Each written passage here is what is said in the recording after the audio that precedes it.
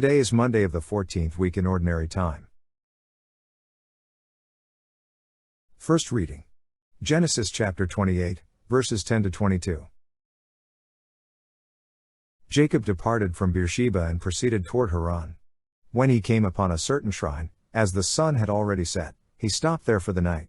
Taking one of the stones at the shrine, he put it under his head and lay down to sleep at that spot.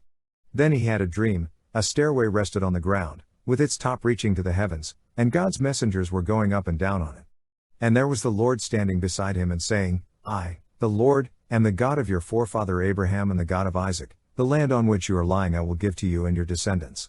These shall be as plentiful as the dust of the earth, and through them you shall spread out east and west, north and south. In you and your descendants all the nations of the earth shall find blessing. Know that I am with you. I will protect you wherever you go, and bring you back to this land. I will never leave you until I have done what I promised you. When Jacob awoke from his sleep, he exclaimed, Truly, the Lord is in this spot, although I did not know it. In solemn wonder he cried out, How awesome is this shrine! This is nothing else but an abode of God, and that is the gateway to heaven. Early the next morning Jacob took the stone that he had put under his head, set it up as a memorial stone, and poured oil on top of it. He called the site Bethel, whereas the former name of the town had been Luz. Jacob then made this vow, If God remains with me, to protect me on this journey I am making and to give me enough bread to eat and clothing to wear, and I come back safe to my father's house, the Lord shall be my God. This stone that I have set up as a memorial stone shall be God's abode. The word of the Lord.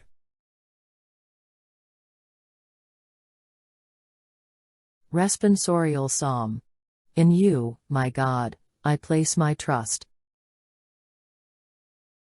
You who dwell in the shelter of the Most High, who abide in the shadow of the Almighty, say to the Lord, My refuge and my fortress, my God, in whom I trust.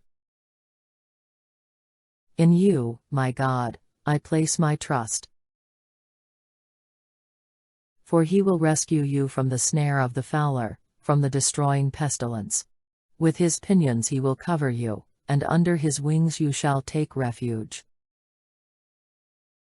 In you, my God, I place my trust. Because he clings to me, I will deliver him, I will set him on high because he acknowledges my name. He shall call upon me, and I will answer him, I will be with him in distress. In you, my God, I place my trust. Gospel reading. Matthew chapter 9, verses 18 to 26. While Jesus was speaking, an official came forward, knelt down before him, and said, My daughter has just died. But come, lay your hand on her, and she will live. Jesus rose and followed him, and so did his disciples. A woman suffering hemorrhages for 12 years came up behind him and touched the tassel on his cloak. She said to herself, If only I can touch his cloak, I shall be cured. Jesus turned around and saw her, and said, Courage, daughter. Your faith has saved you.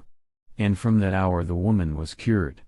When Jesus arrived at the official's house and saw the flute players and the crowd who were making a commotion, he said, Go away. The girl is not dead but sleeping. And they ridiculed him. When the crowd was put out, he came and took her by the hand, and the little girl arose. And news of this spread throughout all that land. The Gospel of the Lord. God's promise and the prayer of faith. From the Catechism of the Catholic Church, paragraphs 2570 to 2573. When God calls him, Abraham goes forth as the Lord had told him. Abraham's heart is entirely submissive to the word and so he obeys. Such attentiveness of the heart, whose decisions are made according to God's will, is essential to prayer, while the words used count only in relation to it. Abraham's prayer is expressed first by deeds. A man of silence, he constructs an altar to the Lord at each stage of his journey. Only later does Abraham's first prayer in words appear, a veiled complaint reminding God of his promises which seem unfulfilled. Thus one aspect of the drama of prayer appears from the beginning, the test of faith and the fidelity of God. Because Abraham believed in God and walked in His presence and in covenant with Him, the patriarch is ready to welcome a mysterious guest into his tent. Abraham's remarkable hospitality at Mamre foreshadows the annunciation of the true son of the promise. After that, once God had confided His plan, Abraham's heart is attuned to his Lord's compassion for men and he dares to intercede for them with bold confidence. As a final stage in the purification of his faith, Abraham, who had received the promises, is asked to sacrifice the son God had given him. Abraham's faith does not weaken. God Himself will provide the lamb for a burnt offering, for he considered that God was able to raise men even from the dead. And so the Father of believers is conformed to the likeness of the Father who will not spare His own Son but will deliver Him up for us all. Prayer restores man to God's likeness and enables him to share in the power of God's love that saves the multitude. God renews His promise to Jacob, the ancestor of the 12 tribes of Israel. Before confronting his elder brother Esau, Jacob wrestles all night with a mysterious figure who refuses to reveal his name, but he blesses him before leaving him at dawn. From this account, the spiritual tradition of the Church has retained the symbol of prayer as a battle of faith and as the triumph of perseverance.